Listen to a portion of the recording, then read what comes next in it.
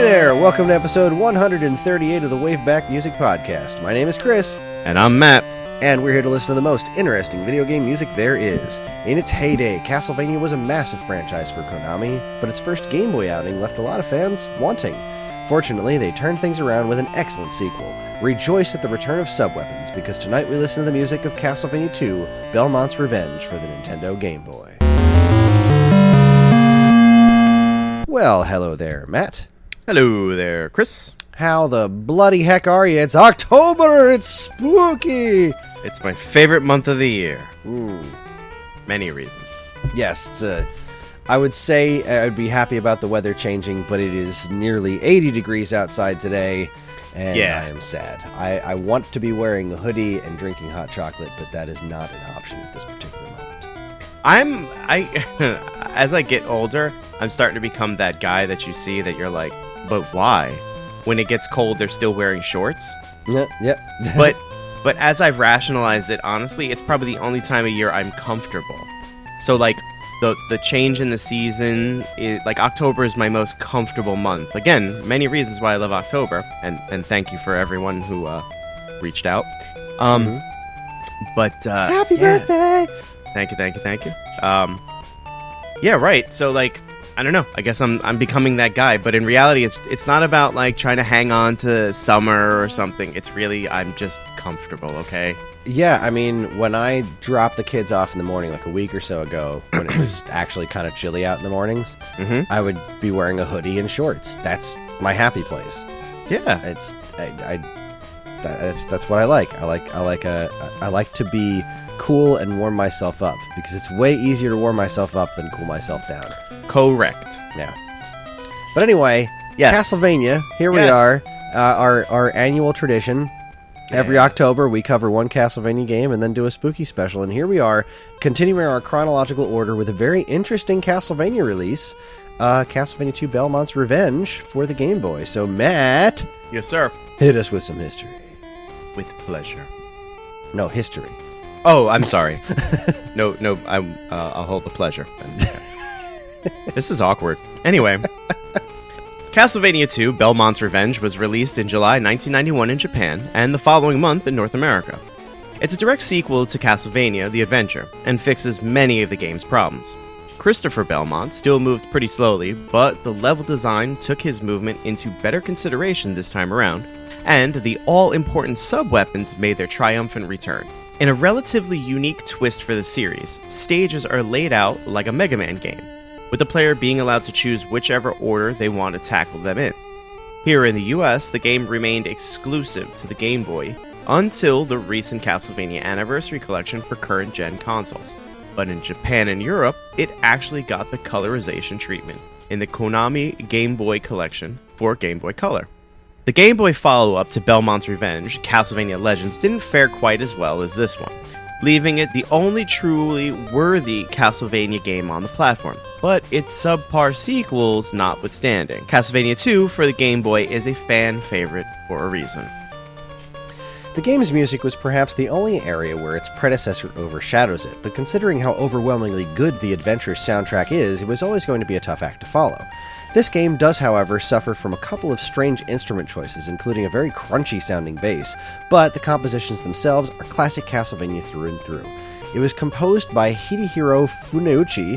His other sound credits include some other excellent Konami Game Boy iterations like Operation C, Blades of Steel, and Quarth. Man, have you ever heard the Blades of Steel Game Boy soundtrack? No. I didn't even know Blades of Steel was on Game Boy. Right? It's more like a sequel. It's just called Blades of Steel, got the same cover art, but it's got some pretty neat changes in it, and it's got actual background music while you're playing, unlike the NES game, and it's sick. The music is so good.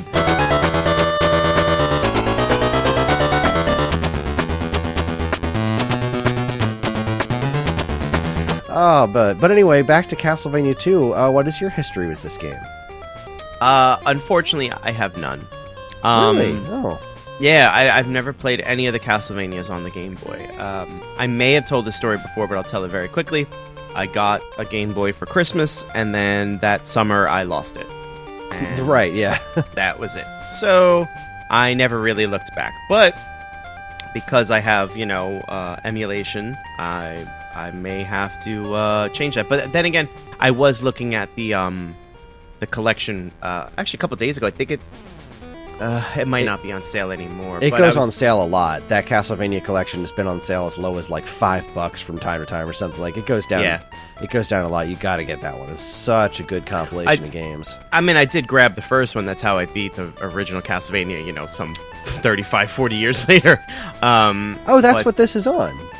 That new one, the Castlevania Advance collection. That's just the Game Boy Advance games and Dracula X. This Belmont's Revenge is on the collection you already have. Well, paint me gold and call me Oscar. All right, then. I have no excuse. Proceed. Apparently, I have a bigger backstory than I thought I did. I own it, Kris. I've never played it. That's my story, and I'm sticking to it. See, now you're sounding like me. Oh, I own it, but I've never played it. I've never even seen the inside of the dust jacket. I don't know. Let's see. I played this one a lot when I was younger. I still have. I feel kind of bad about this. I still have the copy of this game that I borrowed from my friend Ryan. Yes.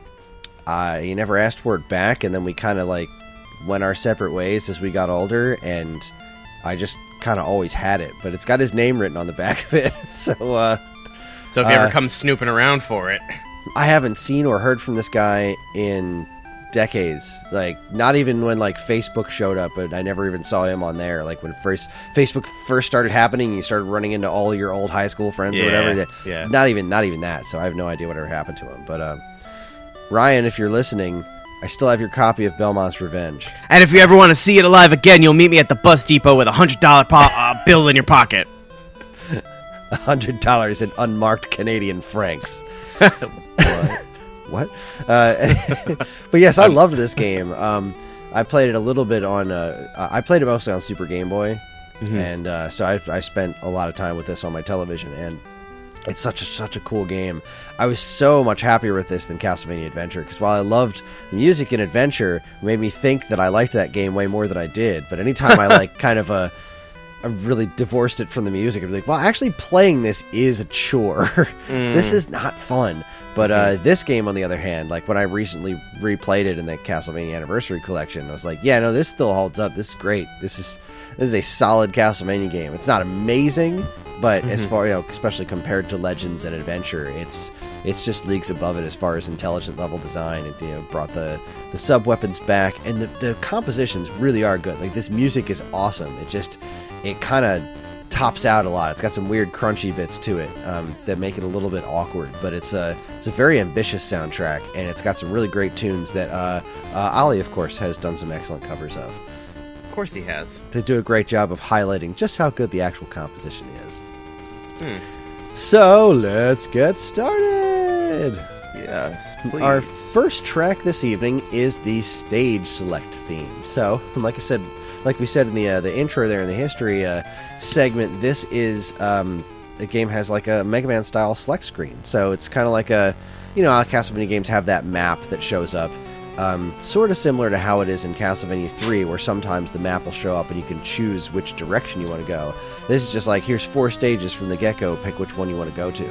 And it's a super short track because it's just a little stage select theme, but it's a really nice, creepy one. This sounds does such a great job of setting the stage for a good Castlevania game. So let's give it a listen. Here is stage select from Castlevania II: Belmont's Revenge.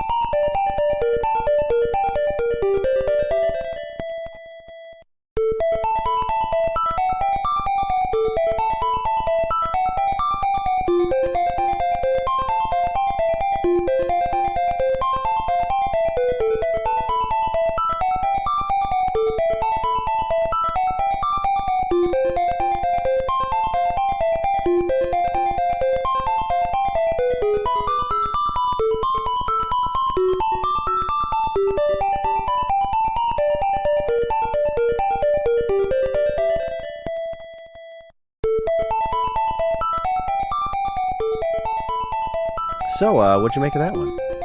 I really like that, actually. You know, it's a like stage select, map screen kind of stuff, so it's, you don't normally spend a terrible amount of time there.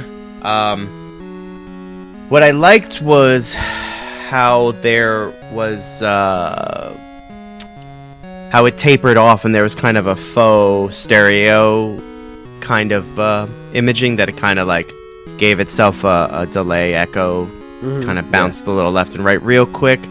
It was, you know, clever. But I like it. It's very. I think I've said this now about every single Castlevania we've done, but it's very Castlevania. And so, you know, they keep churning out like great stuff that is in the pantheon of Castlevania. Yeah, and this is it definitely fits that bill. Nice and creepy. It really does have a full sound to it. It being a Game Boy game, the stereo effects are always more than welcome. I always love that. That stuff comes through really well. And well, I mean, Konami in the 8-bit area in particular was really great with sound design. So this was a great track. Yeah, absolutely. So let's move on to some proper stage music now. We're going to start off with Cloud Castle. I honestly do not remember what order I would do these stages in, so it's just random here. So the first stage we're going to listen to is the Cloud Castle stage. So let's give it a listen. Enjoy.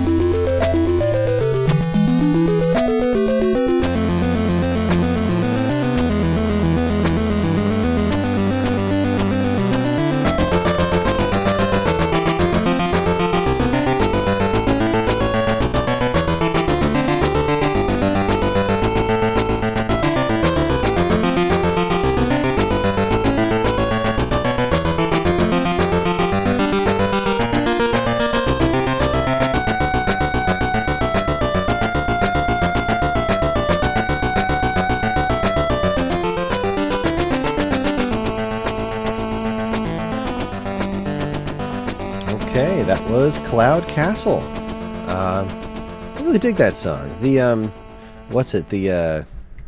the stereo effect when listening to it right now is it's so weird, because listening to this song in proper stereo gives it such a different feeling overall than than when listening to it out of a Game Boy speaker. Like, it almost sounds like there's parts of it missing to a degree, but I don't know. I really dig the song. It's got a really kind of methodical, plodding pace to it, and I don't really mean that in a bad way.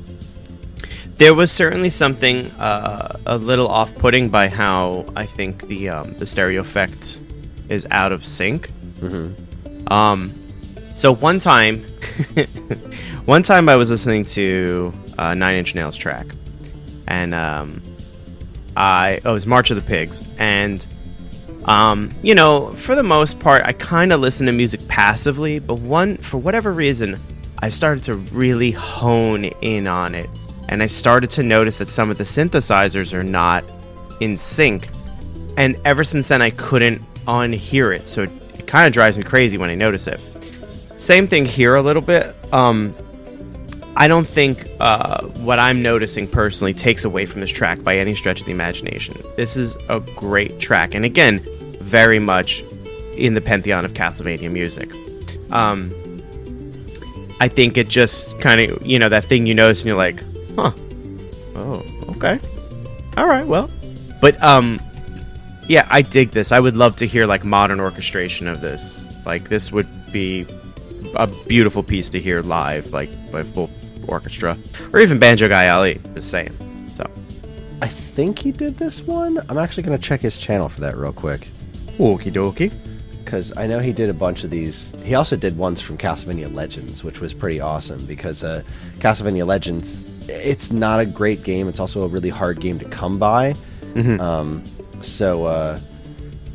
The soundtrack itself is really overlooked, and it has a really similar, like, how the bass in this song was very crunchy. You know what I mean? Like, and I don't mean crunchy in like the traditional like awesome super distorted bass. It's like it's got kind of a lower quality than the Game Boy was capable of with the Game Boy with the bass. You know what I mean? There's a lot of that in the Castlevania Legends as well. So hearing them orchestrated through Ollie's music was like, well, this is really awesome. But you really get to appreciate the composition. Not for nothing, though. Like, as you're searching, I'm kind of going back and listening to it again. I don't mind it at all. I think it gives it like a particular quality. Like, it might be that for some it throws it backwards. Like, instead of progressing and evolving sound in these, systems. For some, they might say, "Oh, it's a step backwards," but I think I really like it, actually. I don't know. I'm a strange person. So I mean, no, I don't. I certainly don't. I certainly don't dislike it. It's just that I have a preconceived notion of how good bass can sound out of the Game Boy. Oh yeah, of course. So it looks like I'm finding these other Yes, he does have this one done. Well, and it looks like this has an actual track name. I have the track names actually wrong for this, and my version of the soundtrack doesn't have the official names of these songs. This song's called Praying Hands. Okay. I had no idea. I guess I should try and find the actual track names for this stuff, but in the meantime, let's keep listening to the music. Yeah, I really enjoy the song, really enjoy the soundtrack. And that bass really does not cause a problem. It's just that it's not my favorite sounding bass that comes out of a Game Boy. So it can I get it. Distracting on certain tracks, and it can be a little over aggressive in some tracks to kind of take away from how good the actual composition is, or at least when I listen to it. Yeah. So next up, we're going to listen to Rock Castle. And I'm going to see if I can find out what the actual name of this track is. But in the meantime, let's listen to it. Here's Rock Castle. Enjoy.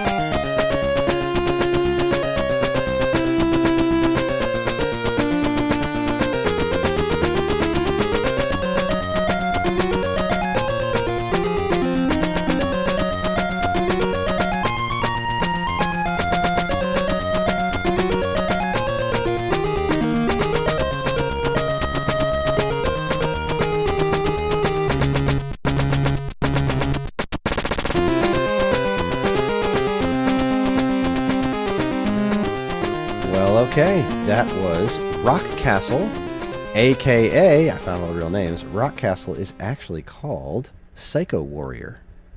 Well, now. Yeah. So what'd you think? I loved it. It was a lot of fun, actually. I will say that it reminded me a bit of kind of something you would hear in a Mega Man game. There's like, maybe it's the tonal quality or the timbre of some of the instruments being used. But otherwise, I thought it was great. I could absolutely see that existing in a excuse me, Castlevania game. Well, that's good because it does. That's crazy. Let's see. So yeah, I also rather like this one. It didn't really stick out in my memory. Honestly, there's a handful of tracks that I think of when I think of this game, and this wasn't one of them. And then it fired up. I was like, yeah, I remember this one. This is a good song. Like it. Solid track. Dig it. Yeah, dig it. All right, so let's see. Going back a little ways, the stage select theme was called Journey to Chaos. I was going to ask if there was an alternate name for that one. Cloud Castle was called Praying Hands, and Rock Castle was called Psycho Warrior. And our next track, the Plant Castle, is called Ripe Seeds. I don't know why that made me giggle, but it's a little silly. Yeah. But hey, ripe seeds. They're ripe for the picking. And the playing. Yeah. Let's listen to it. Here comes Plant Castle, a.k.a. Ripe Seeds from Castlevania II. Enjoy.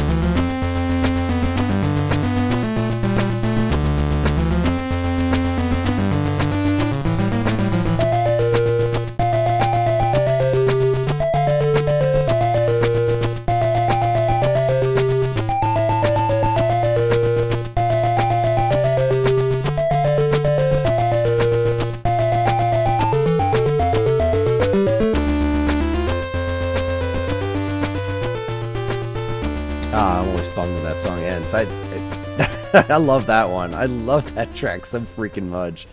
It's a certain level, a piece of the instrumentation almost make it feel a little more hollow than you would want at certain points, but the actual composition itself is so good. I love that tune. I'm gonna just agree with you. I mean, that was a lot of fun, again, to reuse that word. But, like, I liked it because there is a certain kind of chill quality about it Like, you know, you get some stages where the music's really intense because they want to ramp up the action or whatever the case may be, and so on and so forth. But this one, I liked it a lot because... Excuse me. But this one, I liked it a lot because it's one of those levels where... And now I know nothing about this. You're saying it's Plant Castle. I'm going to assume, you know, like a lot of Castlevania games, you get into the garden. So I'm going to go out on a limb and say that there's plant life and floral. So, you know, I when I think of gardening and all that kind of stuff, I think like, oh yeah, I'm going to go, you know, relax in the garden. So this particular track kind of gives me a sense of like, you know, we're still fighting Dracula, but we could kind of chill a little bit. Yeah. Excuse me. It definitely has that that really cool Castlevania music sound to it. Like there's Castlevania music that's like eerie and spooky, and then there's like just the stuff that's undeniably cool, and this really hits that really well. Also, I like that the music isn't crazy fast paced because, like we said before, Christopher doesn't move very fast. So there's always this really methodical pace to the game, and the music did a really good job of keeping it feeling lively, but also matching that level of energy. It's really quite a genius soundtrack, if I do say so myself. And it did. So that's it. So let's move on to that was one of my favorites. This is also one of my favorites. This next one, it's for the Crystal Castle or Glass Castle. It's called New Messiah, and this is a killer track. Really good one. So let's give it a whirl. Here is New Messiah. Enjoy.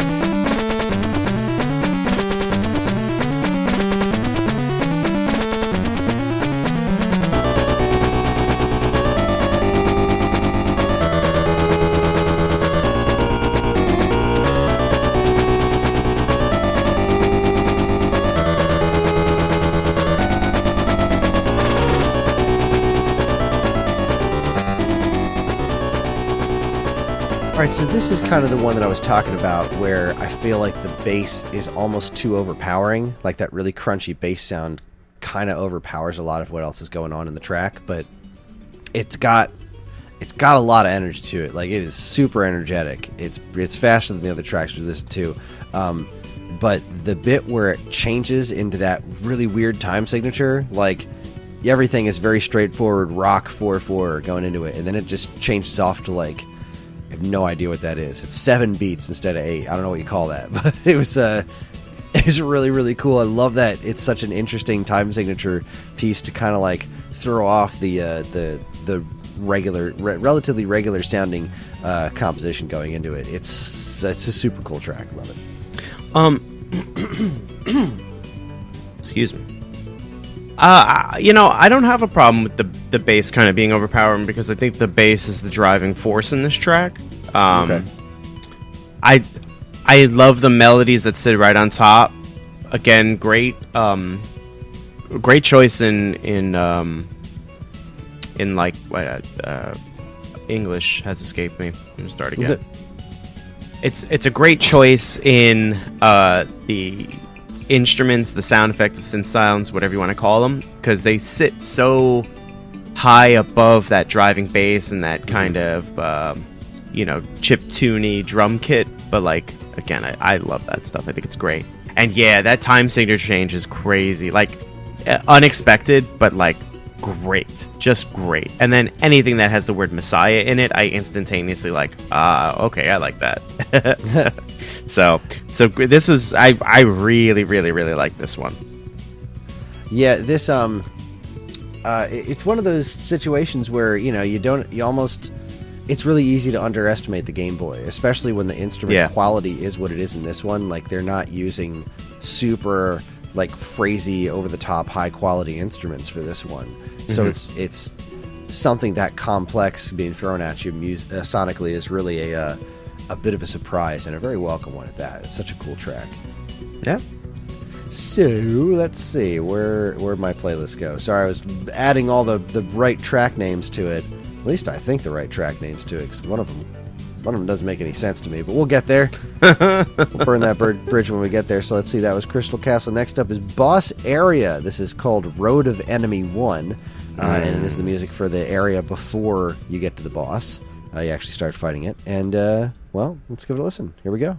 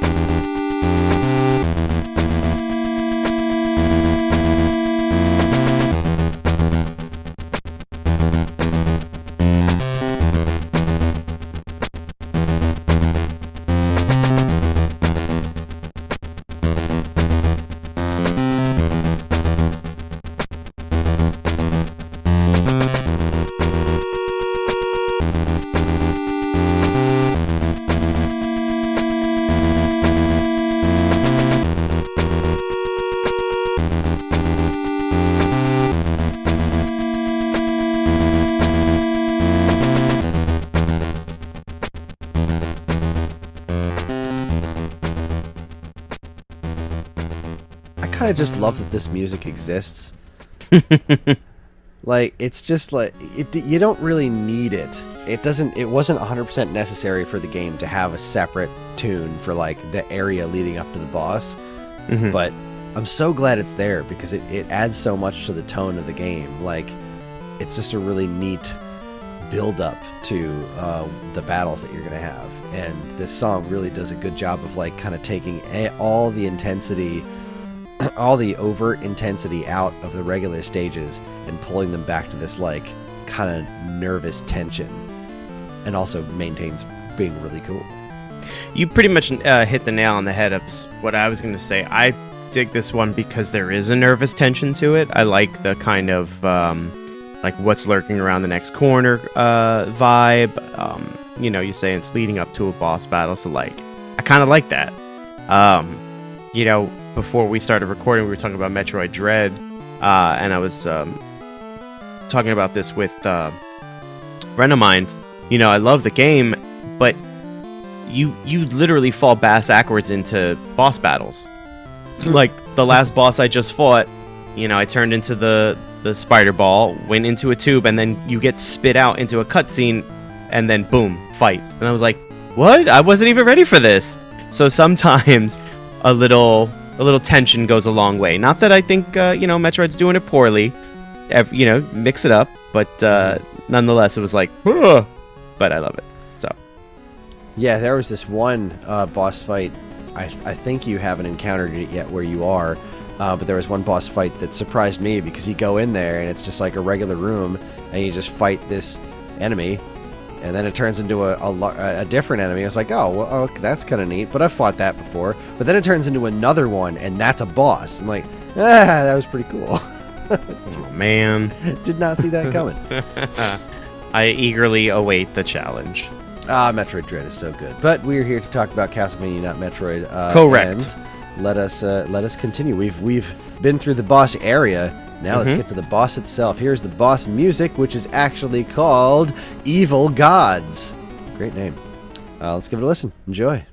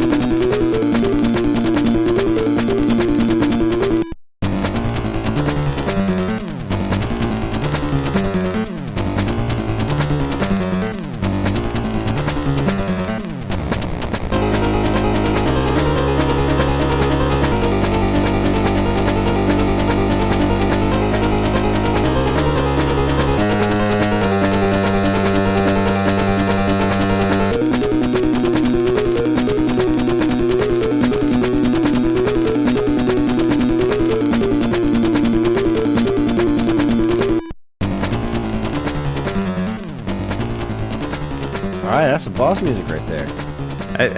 That caught me off. There's a part that caught me off guard when it just drops out and then repeat. I was like, wait, what? It drops all the way out and then just bumps right back into the old loop. Yep. But in, you know, in the best possible way. I thought that was really good. It's another one with a distinct time signature sitting right up in the middle of it for, you know, no apparent reason other than to disorient the player. Yes, indeed. Which is always a good thing to do in your boss battles. As we always talk about. Yeah.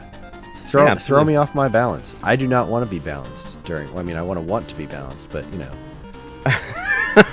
I mean, I don't want to fall out of my chair. I want to achieve balance in life, but I want the bosses to try to throw my life balance off. Confucius say. Wise men say, forgiveness is divine, but never pay full price for late pizza. Lordy. Yes. I like this song. Yes. I'm just not the biggest fan of that bass, but it's such a weird and wild song, and it really works for the boss battles in this game. If I'm remembering correctly, are really freaking frustrating. So huzzah for the save state feature in the Castlevania Collection, which I abused the garbage out of. Oh, I imagine that I will too. I mean, it was really the only way I could beat the first Castlevania. I mean, my hat's off to anyone and everyone who has, like, on the original console, like high fives all around. But I definitely did back in the old day, but I am too old for that stuff. And that's not to say that I don't like a good challenge, because I mean, I just beat Metroid Dread a couple of days ago, and that game's hard.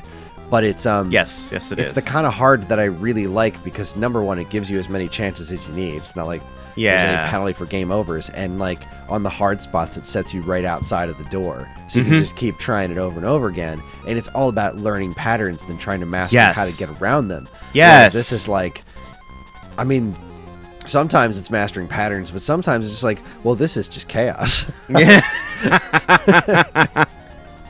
And to be fair, there are a couple of boss fights in Metroid Dread that are like that. But like they certainly feel that way. But this was something that was pointed out to me, that one of the loading screens says that every boss attack can be avoided. I hate that. I yell at the screen when I see that one. I'm like, oh, every attack is avoidable? Yeah, all right. There is at least one attack that I never figured out how to avoid. And I think it was the boss that you just fought, where he shot those like homing sideways missile things at you and stuff. I'm like, I have no idea. I can't. Sorry, I don't know what I pass. I'll take damage every time. I could avoid everything else, but there was one kind of attack that I just could not get around. But that was this game is these old games though are not like that. Like they're patterns. It's very clear. Like we've seen it from speed runs and stuff like that. You just gotta learn the patterns. But some stuff is just it's even beyond that. It's like, are you serious? This is ridiculous. Yeah, and which isn't to say that it's necessarily bad, but it's no. I'm too old for it. Correct. I don't have that level of patience anymore, so I will happily abuse the heck out of save states. Absolutely. Okay, so now it's time to approach Dracula. We're getting close. So after you beat those 4 stages, then you move on to the Dracula's Castle map. So this is the first chunk of that, the map, which is called Castle 2, apparently is the actual track name. Well done, guys. Nailed it. And let's give it a listen. Here we go.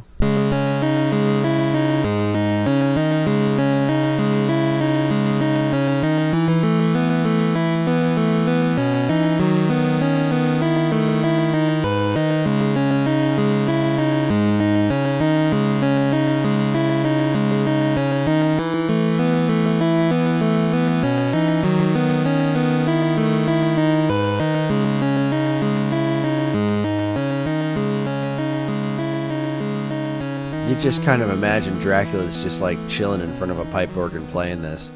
Yeah. Just like, oh, is there a Belmont at my door? Time to get the pipe organ. Have to set the mood. We're creating a very strange headcanon for this game. I don't know where this is going. Oh, man. Yeah, it's good, moody, creepy. It does sound like it's supposed to be on a pipe organ, right? That's just the kind of music this sounds like. It's just nice, creepy pipe organ, spooky music. Yeah, I mean, or a harpsichord. Nah, pipe organ. Well, this could be interesting on a harpsichord.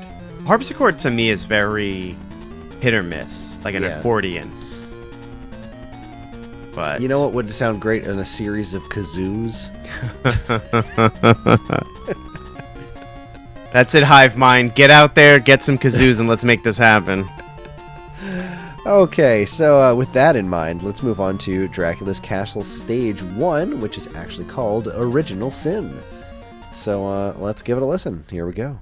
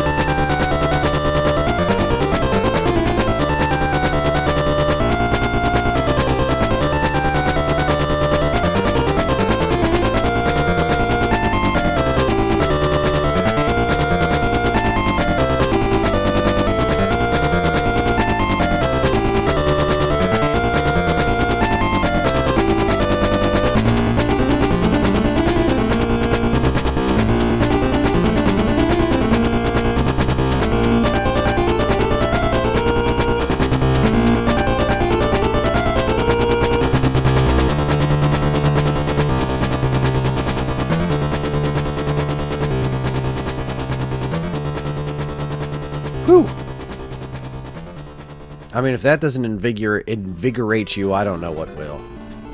I got to agree. I liked it a lot. Yeah, it's a really, really good tune. Very high energy. Ow.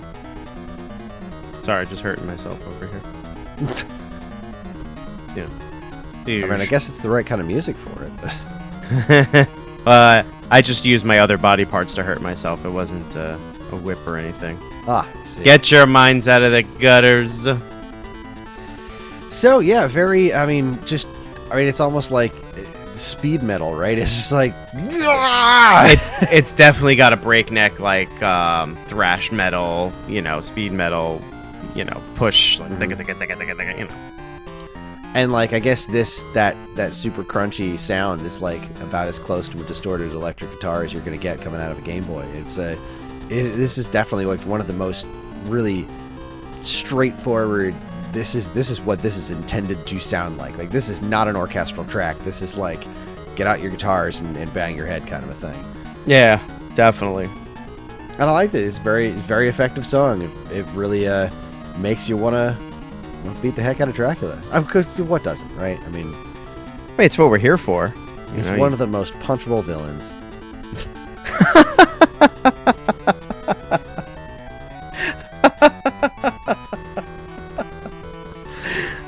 I don't know why Wolfman's Got Nards popped into my head, but it feels right.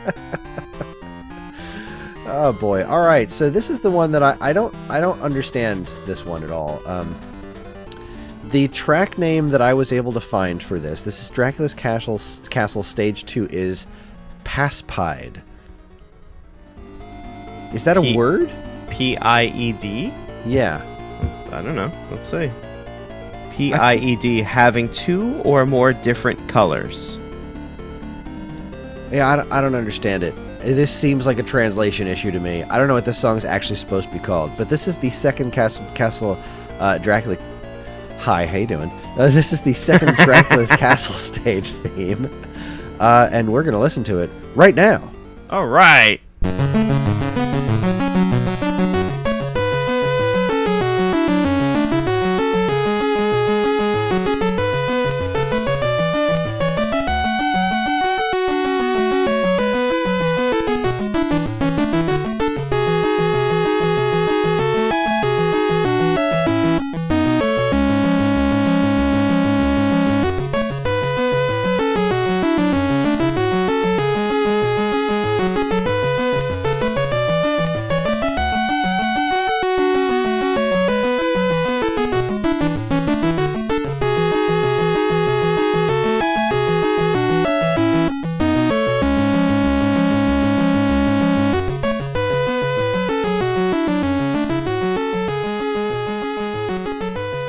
Now that is some very classic Castlevania sounding music right there.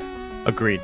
That's absolutely that what we were just talking about. There's like the cool Castlevania music, and then like the other. This definitely fits squarely in that other category. It's very, traditional. I don't know, somewhat spooky Castlevania music. It works, and it does the job. It's got a chamber orchestra feel to it. It's got that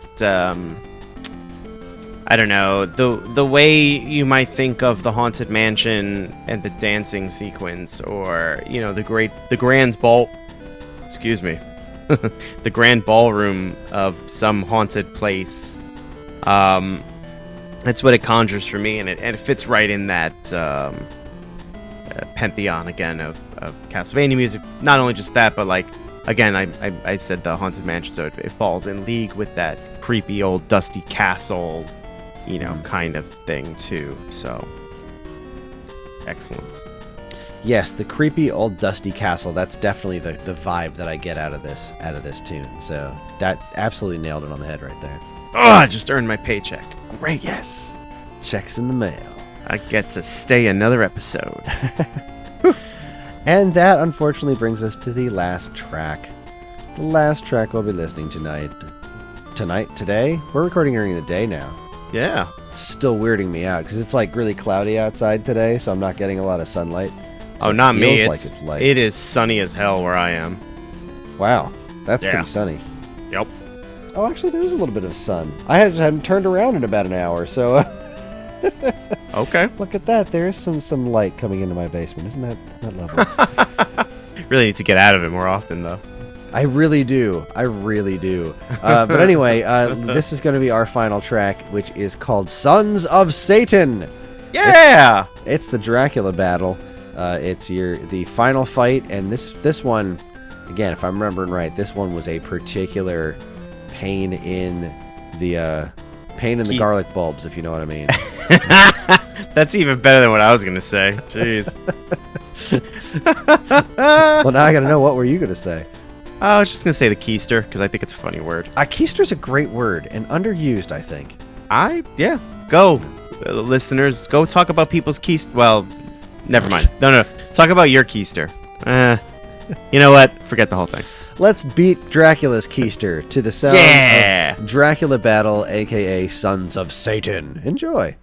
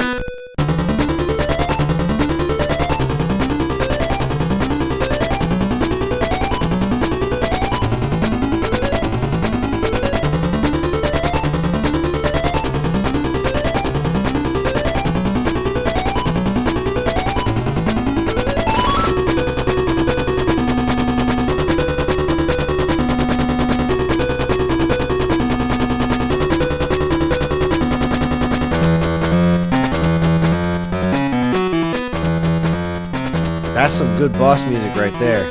Absolutely. Solid boss music. I like that it has an intro. And the intro's like, ooh, it's gonna get... And then it hits the stride of the music, and it's like, I told you! You didn't listen to me! Yeah, I warned you! Yeah, I love this track a lot. This is great, like, definitely, like, great, like, final boss music. Yeah, definitely some grade A goodness right there. And, well, you know, it's lovely. It's a good way to close things out because yes, you know, Castlevania is awesome. It is that time. Absolutely. Yeah. I don't really have a whole lot more to say about it because really, structurally speaking, it's got a lot in common with that last one, the other boss battle music. It does exactly what that other one does, except kind of takes it up to the next level. There, it's you know, it throws you off beat. It's got a lot of really weird time signature stuff going in there. It's got, you know, it's nice and crunchy, so it sounds very very high energy. It sounds very imposing. It just nails everything that it sets out to do. And I hate Dracula. I hate this fight. I really do. I wasn't too big on a lot of those Dracula fights, so you're not alone. Yeah, Dracula's tough. Yeah. Yeah, I guess that's what makes him a good final boss. That's also what makes him punchable. Exactly. There's some words of wisdom for you. Dracula's tough. Yeah. Take that out into the world. Spread the message of love. And use the word keister wherever you can. Exactly. Keister it up, kids. Tell your parents. Tell your parents you know what the word keister means, and then tell them you learned it on Stone Age Gamer podcast. Keister? I don't even know her. That's our time. Enjoy your night. Get home safe. Tip your waitresses. We'll see you next time. Yes, I'm going to have to agree. That is our show. Join us next time as we fulfill our annual Halloween duties with an all-new spooky special. Yay! Yeah, buddy. I'm so excited. I love the spooky specials, man. I definitely have some thought to put into it, though, because like we were talking before the show, we've got like 2 tracks in mind so far. That's all I've got. And they're all Kris's. Yes, all 2 of them. Yep. But I mean, come on, Metroid Dread just released. There's definitely some good spooky music in there. Good atmosphere setting stuff. I'm sure we will be able to track down some excellent music that we haven't played on any of our previous 6 of these things. This is going to be the 7th one of these. And it's also my anniversary. Yes, it is. It is also your anniversary. It's great. What a time to be you. October really is a good month for Matt. I told you. I don't listen. I talk a lot of smack. I talk a lot of smack. But there's one thing I don't lie about. October's the best month. And I will fight you, not really, if you say otherwise. Fair enough. All right, we here at the WaveBack podcast are incredibly grateful to everyone who listens, and we love communicating with you when we can. We have a couple of ways you can do that. There's the Geekade Discord channel, in which we have a WaveBack chat where we frequently discuss all manner of stuff related to video game music and whatever our next episodes are going to be. And we also have a WaveBack forum page on Facebook, which I should check way more often than I do, which you can find searching for WaveBack on Facebook. Of course, you can always still send us an email at mail@geekade.com, and while you're at it, check out all our social media channels, which you should totally follow, like, and subscribe to if you haven't already. And be sure to check out all the other great content we have on our site over at geekade.com. Matt, do you have anything to plug? No, I do want to kind of bid adieu to the world's longest one-shot. We recently did wrap it up. Oh my goodness, you did? I know. Yeah, I know. Because of the nature of the way we recorded the last 2 episodes, it was, unsure. But one of our players had a brand new baby boy, so Roran, congratulations. It was time. It really was time. But I do believe we may, in a year or so, get the old band back together, because we did leave it on a cliffhanger of sorts. There is a big boss fight that we, as players, were not going to let go. So we have met we have met this creature at the docks who was looking to leave the mainland. He's not leaving the mainland. We promised that he is not leaving the mainland. So that being said, if any of you did watch, thank you very much. We appreciate it. And I don't know. We'll see what the future holds.